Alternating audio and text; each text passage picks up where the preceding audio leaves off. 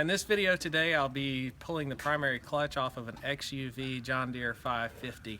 I wanted to highlight a few of the tools that I found extremely helpful in making this job easier. The first is a Dewalt pivoting impact extension. This particular extension is really handy.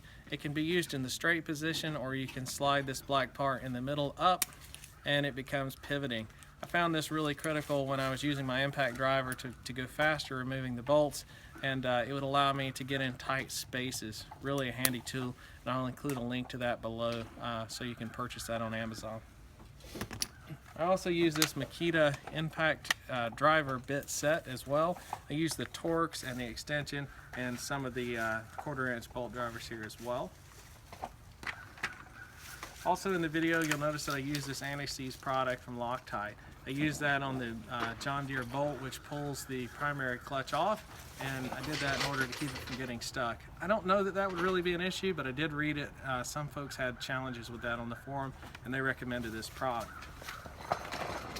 Lastly, I have a Makita extension bit here that goes in my impact driver.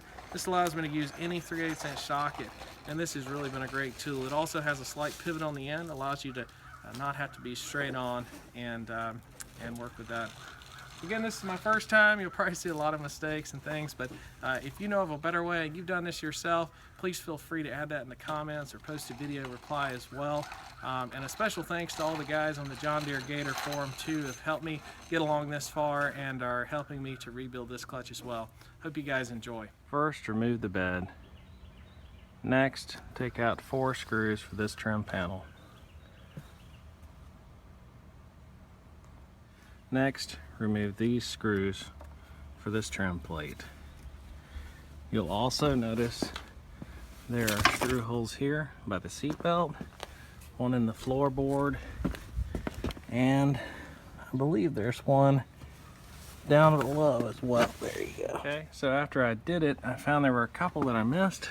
One's under here under the seat, the other one's here under the seat, and you will need to remove the gas cap in order to take this trim plate off. I've removed all the screws now, or the bolts, and I've tried to remove the clutch cover here.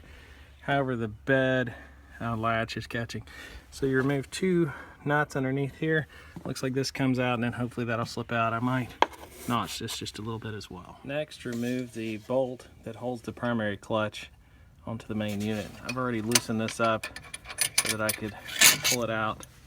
Now the primary is attached to the shaft, so you won't be able to just pull that off. You will need to either make a tool like this JD, I think it's 1641, or you can order this from your local dealer. There are also a couple of places online. I did have a dealer or two tell me that this part was obsolete. However, one could order it, so I'm not sure what the story is there. I believe this is a 9/16 bolt with 18 pitch threads. If you want to make one, you just grind down the bottom half here. I think it's about 3.5 inches.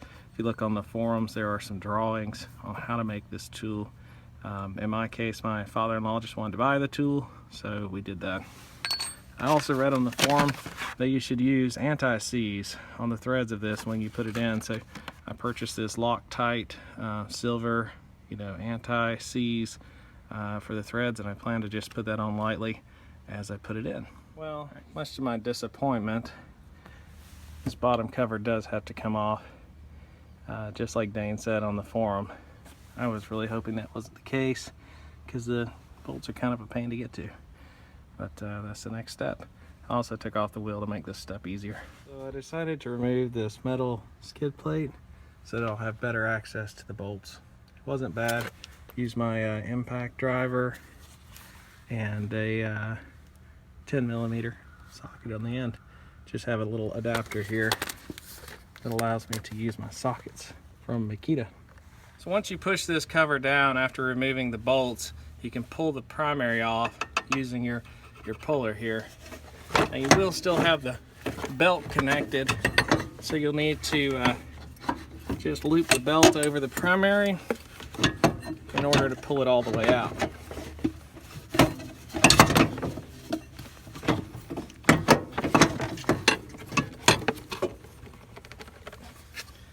You can just kind of run it off the back there, turn the secondary.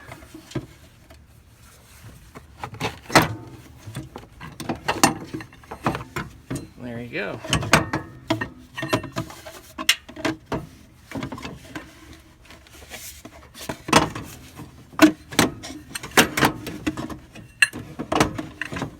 Okay. So I wrestled with this trying to get it out of the hole, and with the cover where it was, I just couldn't ever get it. Eventually got the cover up a little bit, which allowed me to drop the primary down and out through the bottom. You can probably somehow get it out the front as well, but for me this was the easiest way.